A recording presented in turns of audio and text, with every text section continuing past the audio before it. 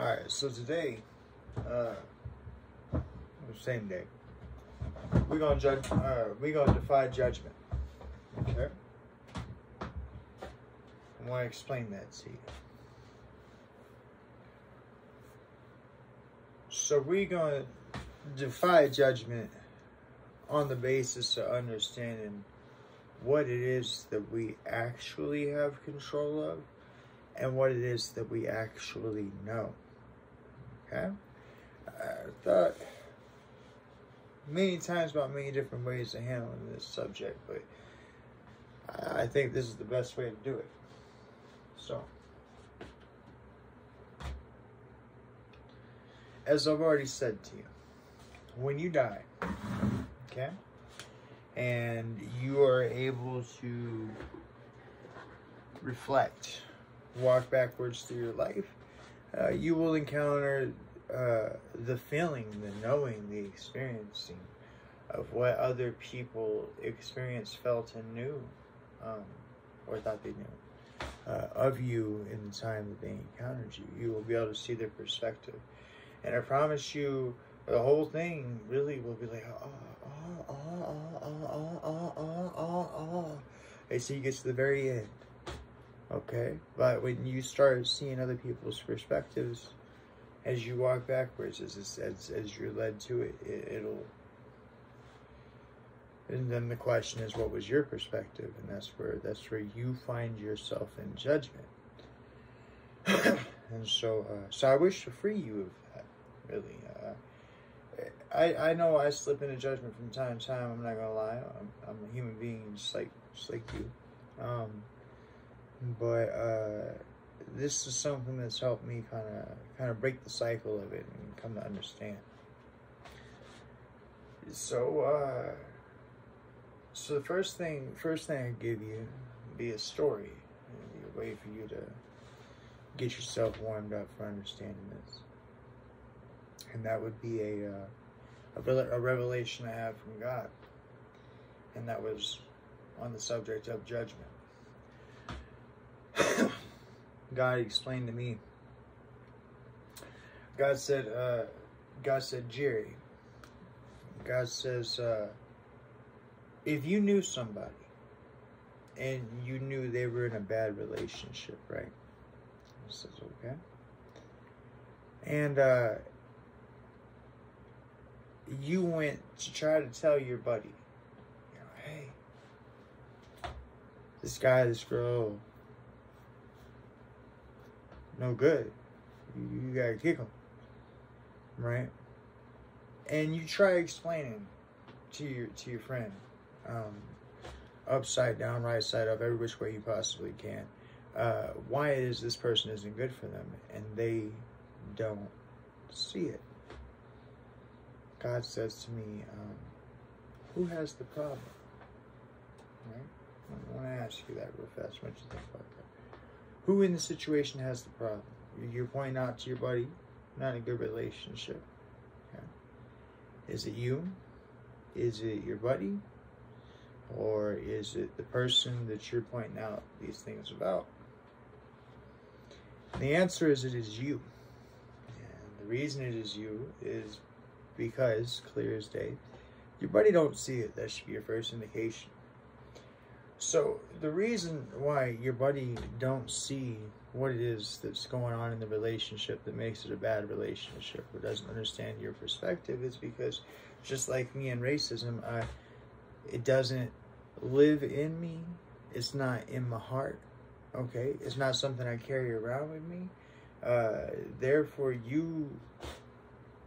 there's a solid chance that racist activity has happened in front of me, and I've had not one clue, because I just don't think that way. And I think I'm better for it. I don't think I'm missing anything. So, but I don't think that way. Okay, I don't carry that around. Well, it's the same thing with your friend. Okay, so while you're busy trying to point this thing out that you clearly see about the relationship and what's wrong to your friend, saying that, oh, this is wrong with it, right? Your friend don't have that, because your friend don't have that in their heart. Okay, you do. All right, you with me? Now, when it comes to the other person that's committing the situation, you got to think about it like this, okay? So, number one, is life fair? Okay. You got your own answer for that, okay? Number two, is life messy? And life is messy. See, first and foremost, the number one thing to bring up in the thing about judgment is for you to understand. Now, I took the time to explain some things about some things that happened to me that were negative, that had brought me down, okay? And you need to understand that you have to stop looking at your negative and at your bad times as hardships, okay? And you need to change that perspective, and you need to see it as blessings, okay? And that might be a little hard to do at first, but it'll start coming to you. You get me, okay? So there's been nothing that I've ever suffered or that I've ever went through or that's ever brought me down that hasn't benefited me, that I haven't grown from. And in this case, your friend, whatever is happening with them, whether this person's doing whatever, this person is minding their own business and you're not, okay? This person has found a way to be in a relationship to where they can do the very things that you personally identify with. That's the reason why you see it and your buddy don't, right? Is because these things live inside you. These things are in your heart, okay? And instead of dealing with judgment and instead of judging your own self, you seek to judge other people because it's better to face them than it is to face yourself. So therefore, you are projecting, my friend, okay? And this is a cycle, right? The millions of things that come to my mind, I won't even say because I don't want to insult anybody.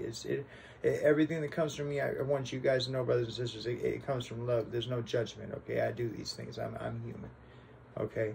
But when you walk down the road and you're judging people and you see things, ask yourself how much of that is what you can identify with, right?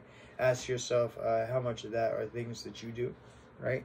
And ask yourself if you're not seeking comfort in judging this person as opposed to judging your own self, because judging your own self is too hard.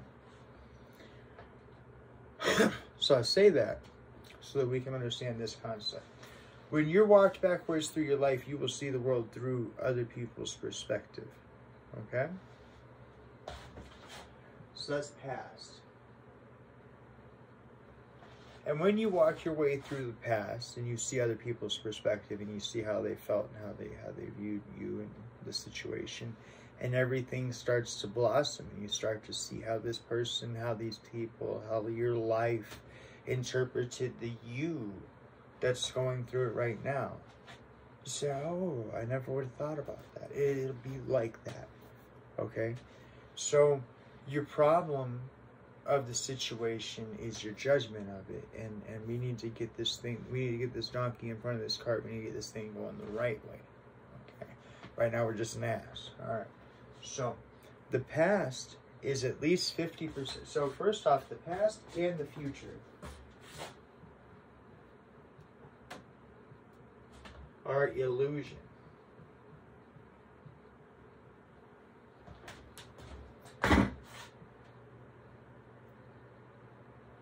Okay? Past don't exist, future don't exist. And I'm going to tell you why. Because the problem with your past is it is now your interpretation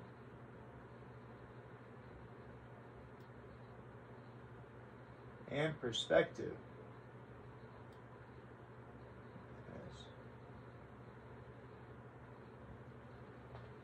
of your past. Right? Your past becomes your story. But as I just told you, as you get walked backwards through your life, because the human life is not enough to live forward and to live with your will and your ego and your bravado. The otherwise you would miss the entire story, and you would never actually gain or attain anything from a human experience. You have to be walked backwards through death so that you can see people's perspective of you. So that you can see the impact that you had on the world, so that it's not for you to judge yourself, but it's for you to come out an enlightened being. That's forward and backwards. That's how that works. Okay. So, but when you go backwards, you're going to find out that your interpretation of the situation was wrong, and your perspective is what was flawed. in at least 50% of your life experience. And I know some parts of your life have hurt, and I know some parts of your life have been good, and I know sometimes you've judged things to be good that didn't turn out to be good, and I know you judged some things to be bad that didn't turn out to be bad. It's fine. It's the human experience, okay? But I want you to also know that while you may know at least 50%, if you're lucky, you know at least 50% of your own past, what you don't know is 100% of your future, okay? And I want to explain that to you. So, the way the judgment works, okay? So, whenever we encounter a person, a place, or a situation, and we ask ourselves, how is things going to go with this person, right? How are things going to, what can I expect, right? We reflect to the past, okay? Now, if you were some sort of, like, telepathic empath that honestly could understand other people's perspectives, number one, you'd be half crazy and you wouldn't want to be around people. But number two, you might be spared this and your number might be higher, but I still think that even if you were really good, you'd still maybe be at 70%, okay? Which brings me to my next part, is that whenever a person walks into your life and you go to reflect on your past, right? You're not reflecting on your past, you're judging the person. You're looking for what little boxes, what little bitty tiny boxes, and what little labels and what little stickers you can put on them from your past.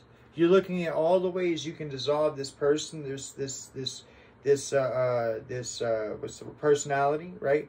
This everything that they do, the way that they look, all that, the first impressions is everything. That's because you're busy boxing them up when you first meet them, right?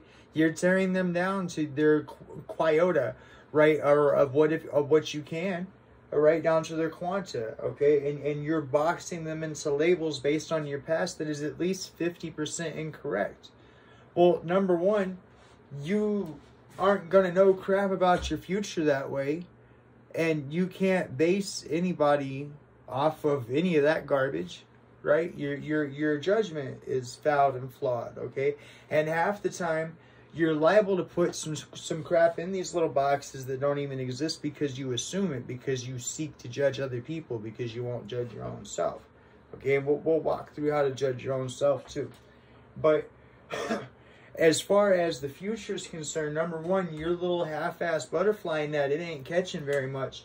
And number two, the future is not in your control.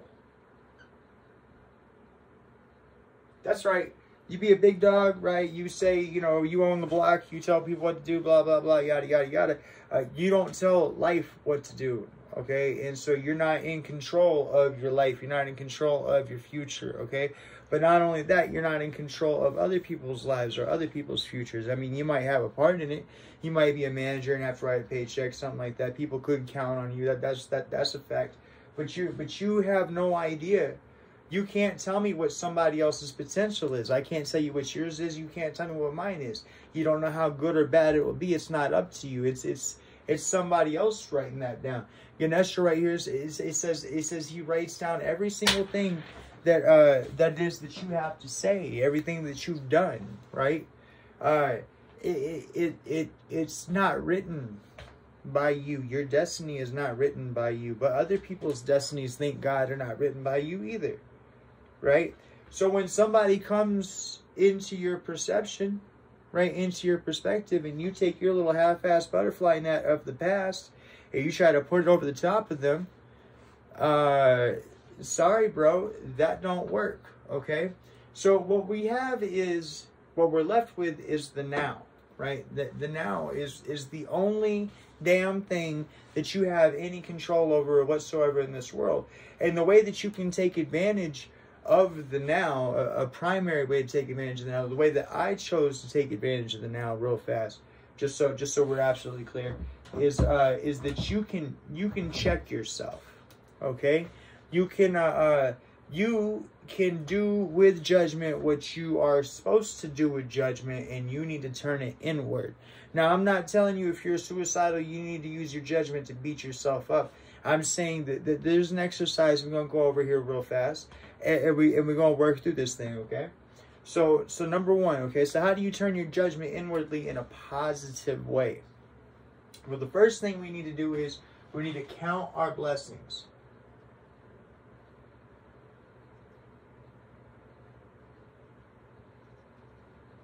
Yeah, write them fuckers down, right? Okay? Write them all out. Any and everything that you could possibly give a damn about to so much as signify you putting ink to paper, right? You need to write down any and everything that you consider to be a blessing in your life, okay? And then you need to do something that you wouldn't possibly think to do, okay? Now, this judgment, right?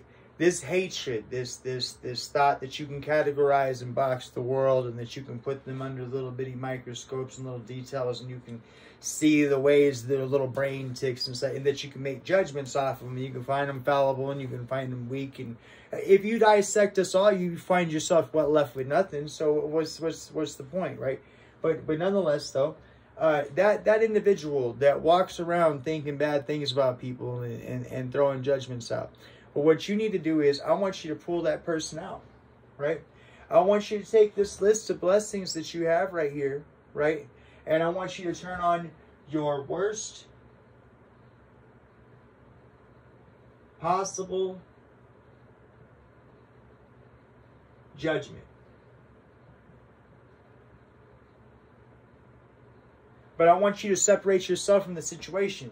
I want you to look at this list, right? And I want you to compare it to your own judgment. And I want you to ask yourself one question, right? What do I expect out of a person that I see with these blessings in their life, right? What do I expect that person to be doing to honor and uphold and to be feeding into the blessings that they have in their life? What would I, in my most judgmental form, expect to see out of another human being who has the very things that I have, okay? And then you know what we're going to do? You're going to apply it to your ass. That's right. A-P-P-L-Y, to ass. That's right. Whose ass? Your ass. You're going to apply it to your own fucking ass.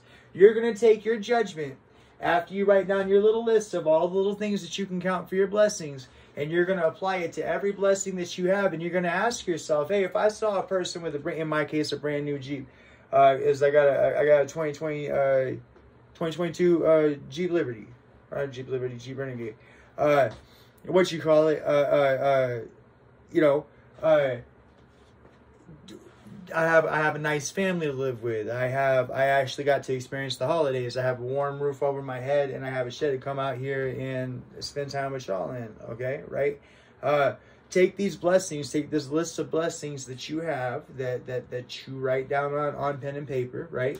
And then you can set them aside for a day, for an hour, for a minute, go smoke a cigarette, do whatever, come back, pick that list of blessings up, and ask yourself, what do you expect to see from other people that have those things?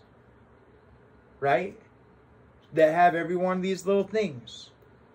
And then ask yourself, are you fulfilling your own damn standard?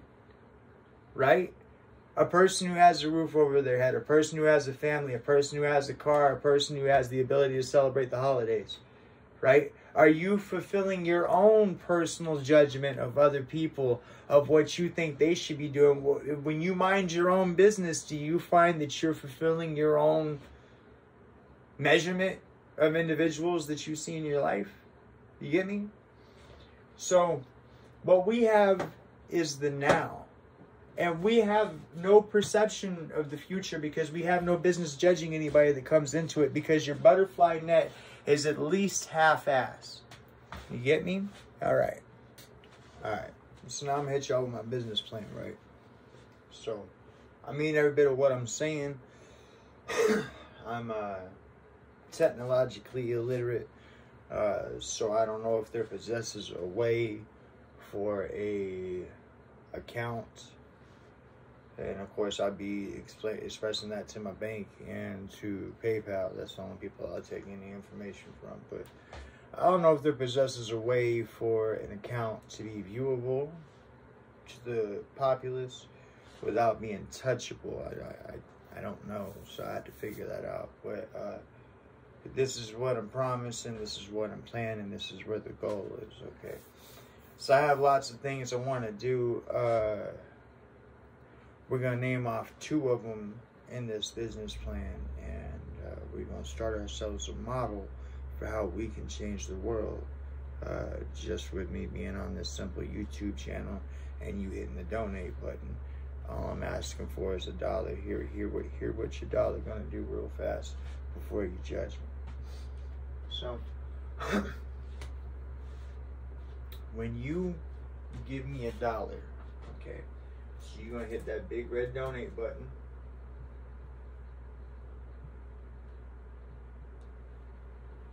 Here's what's gonna happen. Now, I'm opening up a business account with PayPal so that I can accept all forms of payment. That way I don't have to just have a PayPal to PayPal. You can, I assume, according to the way that I understand it, you can pay with anything you want to: Visa, MasterCard, your bank account, your debit, your whatever, okay? I chose to use PayPal. I understand there's something about some sort of percentages, whatever. I don't care. I want you to know that you are safe in opening up your wallet to me. And I want to make sure that's done through the most reputable that I know of, which is PayPal. Okay, I could be wrong, but it appears to be, when you say online banking or internet, I think the word PayPal. So there you go. So that red donate button is going to put whatever you donate to me. All I'm asking you for is $1, but I'll make it so you can put more if you really want to. But thank you. But what's going to happen is that when you give me $1, okay, I want you to know what I'm going to do with it. So it's going to go to this PayPal account. Now, I'm sorry, okay, I understand I might be a little paranoid, that's fine, okay? I don't like the idea of my money just sitting on PayPal, okay? So what will happen from there is once you give me that $1 goes from PayPal to the checking account, which is always going to be empty, because the second I put money in the checking account, I'm going to sort it this way, and I'm letting you know how I'm going to sort it. Okay, so we have checking.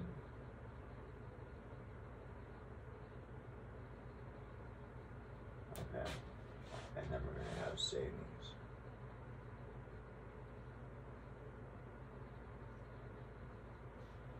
And over here, we have personal.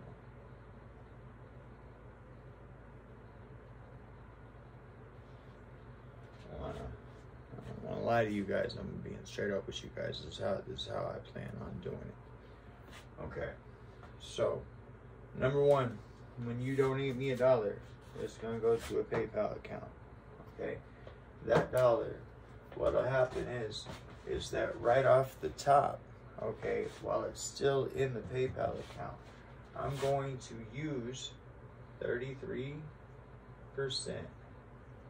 of that $1 right off the top to advertise my videos, my content, my everything.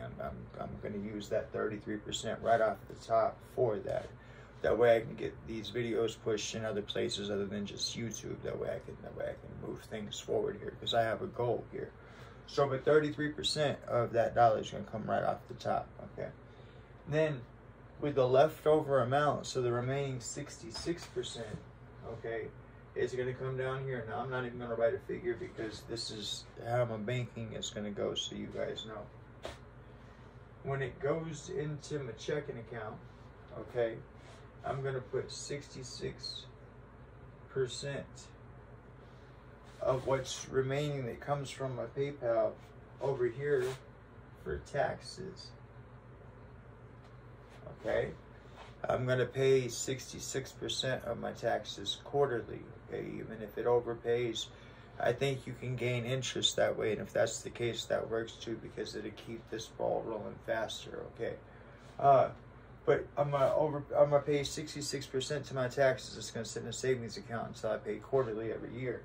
Okay, 33% of that is gonna go right over here, right? So, well, I guess it'd be, well, no, I'll leave 1% in the checking account. So 33% of that is gonna go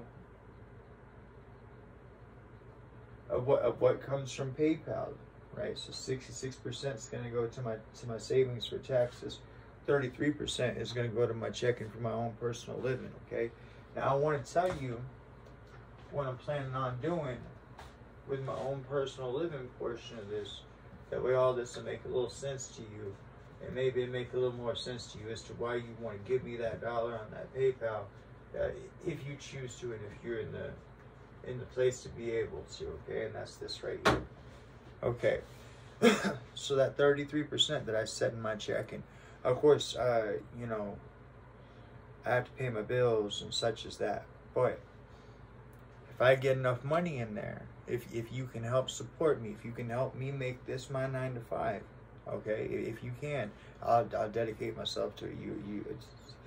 There might be a day lapse here, day or two lapse here coming soon, because I've just hammered at this. I built this thing, and then I've been hammering and teaching myself all these things. I still haven't even figured out how to put these videos to YouTube, but I know that I'm getting the film taken care of, and then as soon as that's done, then I just got to set up the PayPal account, which I'm talking to you about now, and set up a what you call it, figure out how I can even post these videos on the YouTube, because I don't know that yet. But when you give me that dollar, and I put 33% to advertising initially, and 66% of that comes from my PayPal account to my checking account, right? And 66% of what comes to my checking account is going to go to my savings, and 33% is going to go to my my actual, what I live off of, right? I'll leave that 1% in there for emergencies, or in case we want to splurge on the on doing something for the channel or something like that. I don't know, okay? But what'll happen here is this right here, is I'm gonna take that 33% and I'm gonna buy real estate.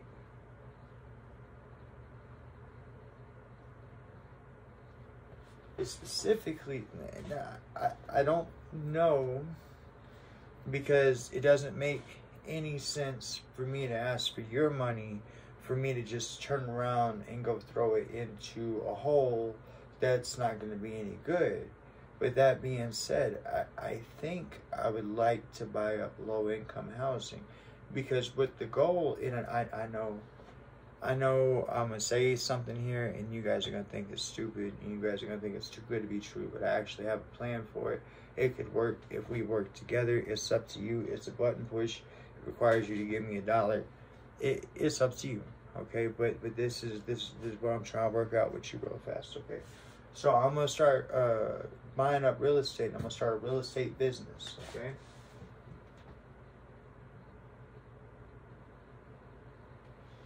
Now, if you give me your $1, like I say, these things will go this way. This will be 33% goes, you know, like I said, I pay my bills first and all that stuff. And when I can afford it, I will invest in real estate. And I'll put videos on here. That way you guys can see that I'm doing the thing. I believe in holding myself accountable, so you guys will be able to see this.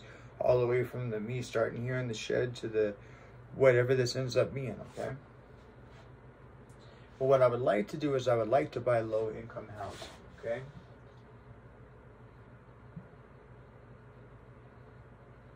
And there's a reason for that, and it's not anything judgmental. It's not, okay?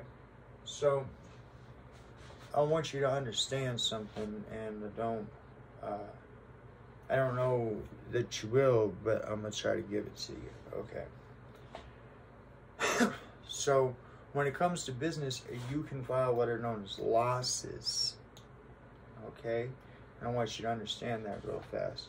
So, you hit the $1, okay? 66 gets set back for taxes, and then whenever everything gets returned, that money will go right back into real estate for buying low-income housing is what I'm hoping for.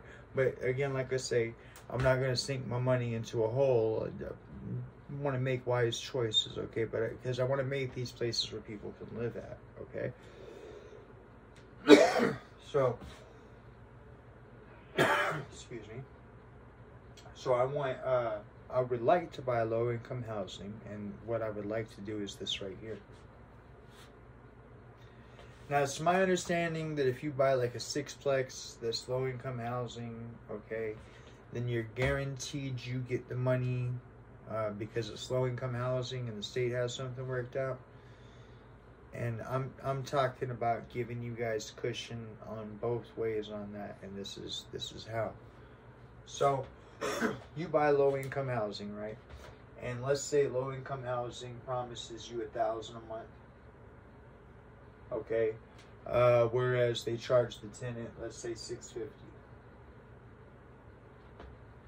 Okay, this is we can end homelessness like this. Okay, I don't know how to display it on the internet. If there's a way for me to figure that out between PayPal and my banks, I will. Okay, that way I can hold myself accountable. That way you can look and you can see what's going on. Okay, but if you hit that dollar button right now, okay, this is what I'm planning on doing with it. Now I got to get me straight. Okay, I literally, this is it. This is what I'm doing right now. I'm devoting my heart and soul to this. This is. I need to see where this goes, and I feel that God has called me to it, and that's where I'm at with it. And this is the last of the videos for me to produce. As soon as I get it all edited, I'm putting it out there. But it works like this. Sorry. If you guys can donate me enough money, okay, then what ends up happening is this right here. Is that the money will be handled as I explained, and I will buy low-income housing. Okay. If they pay me $1,000 a month, okay, and I get so first I have to buy low-income housing. Second, I have to have enough low-income housing to make an impact. Okay, but we'll get to that, and I'll figure out. At the very least, I'll just come up here to this whiteboard and I'll talk you through what we're at on things so I can hold myself accountable. I mean that. I'll do that. There's no reason why.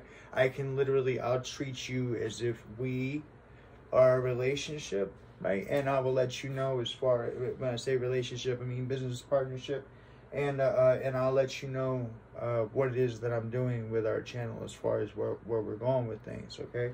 But the plan here is this right here, is that of course I gotta fix me, but I buy this low-income housing. I buy enough of it. If they pay $1,000 for the person to pay $650, the reason why I got those two put up on the board is this right here. If you guys donate me enough money, then what we can do is this. I want to make it. Okay, this is a multi-impact statement. I want you to hear me real fast. Okay, so these are low-income housing. Okay, I want to make it so that a person, anybody who qualifies for low-income housing, okay? Now, everybody always says, well, somebody has to foot the bill, and I want to foot the bill, okay? I'm sorry, flat broke. I need you to help me, okay? But I want to be that source that foots that bill, and I want to explain to you what I'm footing the bill of and what it is we can do with this if you help me. Okay, so if you donate me enough money and I get enough low-income housing and I get enough of them, okay, then this is what can happen. I want to make it so that a person only pays rent once every quarter, okay? So that's once every 3 months, okay? A person would actually pay rent once every 3 months. Now, here's what I mean by that. So this is all things are double-edged, but this is a good thing, both sides, okay? So number one, when the state pays me $1,000, when the person's only given $650, the state is bumping me up $350 per person, okay, or per rental unit, okay? So if I make it so that a person only pays rent once every quarter, so once every 3 months, okay, then what ends up happening is that 2 of those months the state don't pay me $350. So now your taxes are more effective. That's one thing. But then the other thing is this right here. Now you as the person renting, okay, you still have an obligation of $650.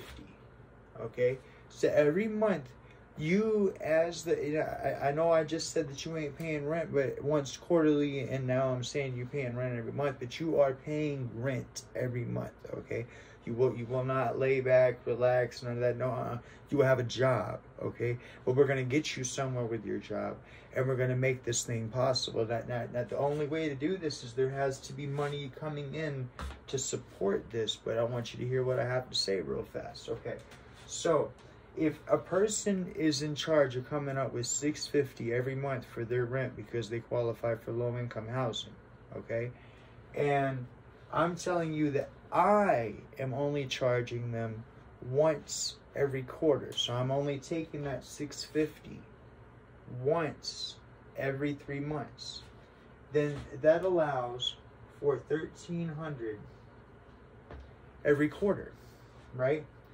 Now, here's what I propose.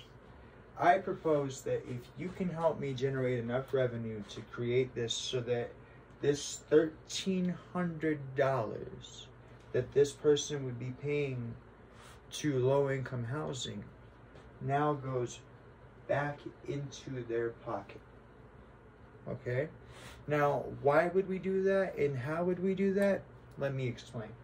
So this $1,300, before it goes back into their pocket, because it's going to go into their pocket. It is their money. But first, it's going to pay for 2 people, okay? I want every person who has to pay rent to have 2 people in their life. You know what that is? I want every person to have an accountant, right? And I want every person to have a therapist, right? Now, I know you're thinking to yourself, well, why on earth would I want an accountant or a therapist, or why would I sign up for having an accountant or a therapist? I just go rent somewhere else, and that's fine. You can still rent from me. You don't have to be part of my little game here. However, at the same time, what that equals out to is that if you choose not to be part of my little game, I'll take my $650 from you every month. Thank you kindly, okay? But if you want to play along here, then this is how this works. That $1,300 will be able to pay for you an accountant and a therapist, okay? So there are 2 people in the world that are guaranteed to give a damn about you because somebody's paying them money to do so, okay? Now, $1,300 don't sound like a lot, but over a period of time it will be, okay? But number 2, if you have an accountant managing your money, they can make sure that they pay themselves and the therapist, okay? Number 3, if you're a person with a substance abuse addiction problem or some sort of a drinking problem or something like that, you know you have a tendency for benders or whatever, you're not going to be able to get a hold of that money from your accountant without your therapist's okay. Okay, so now you have an actual, real responsible $1,300 every quarter of the year, okay, that handled properly by an accountant and therapist will be used responsibly in your life. So if you have child support to pay back, if you have overdue taxes, if you have bills to pay, these 2 individuals are going to make sure that you pay them. So that way we have forward movement in your financial future. Do you understand? Okay? And so eventually, as you fix all these things in your problem, in your situation, this $1,300 gets set back and set back and set back, either A, for you to buy a home, B, for you to do something with your credit, or C, to move into a better place, whatever it is that you want to do. Eventually, I will have better homes that I buy as part of this, as this thing keeps on going. But what I need from you, my business plan, it all hinges on you. You got to hit that donate button. You got to give me at least $1. All right, it's $1, okay? That's what I'm going to do with it. 33% of it's going to go towards that. Okay, I'll make my money off of, I mean, I won't make any money. That's kind of the point, is that I'll be making my money off of the donate button, off of the 33% where I told you to go, where to come from, right? So I'll live off of that. But my goal, okay, is to buy up as much housing as we can. That way we can get people off the streets. I want you to understand this does a couple of things, okay? So number one, if you get people off the streets, you know what you lower? You lower crime. That's right. When you don't have people on the street with nothing better to do than to have their hands in their pockets and walking down the road, right? Peeping stuff, contemplating, figuring out what they're going to do, you have less crime, okay? But they don't have a real reason to want to step outside of crime until you can give them a home. And you can't give them a home until you start solving things. And I think this is where it starts at. Okay? I think that we can generate enough money to make it so that eventually no person has to be homeless. Now there are people out there that like to be alone, and there are people out there that have their own way of life. Okay? And that's fine. Okay? That, you know, but for the majority, we can make homelessness a past issue. Now, I want to tell you something else we can do. If we get this going good enough, okay, because this can actually generate money over a period of time. It's just a slower clock. And I don't mind doing the slower clock if what we have going here is we're helping people, we're lifting people up, we're better in our community, and we're making things happen. And like I say, that what if for this holiday season, what if you had an accountant and a therapist that had helped you remembered all the little things that you had brought into the therapist, that you talked about your girl, or you talked about your kids, or you talked about your dog, right? And so you got a person that actually gives a damn about you, listening to you, help you figure things out, right? But then you also got an accountant to make sure that you set back enough money. How would an extra $1,300 have helped you this holiday season, right? And what if you could provide that to the man who qualified, the man, woman, family that qualifies for low-income housing? Okay? But you can. And it's right here in this, what I'll do with it. I'll like I say, when I make a move, I'll check in with it. I don't, you know what I mean? The second I go to buy a house and I go to get some low-income housing and whatnot, what I'm doing with it or whatever, I'll let you guys know. Okay, and I'll let you guys see what's happening with it, and what's going on, and they'll know that it's as a result of Defy Yourself, the channel that we got right here. Okay, but it all hinges on you donating that dollar, and that's up to you. But that's what I'm doing with it. That's my business plan. I believe God called me this, like I say, so I already know. But nonetheless, though, thank you very much. And you guys have been a joy to host, even though I know y'all been talking to me. I've been talking to you. And y'all take care of yourself, all right? All right, later.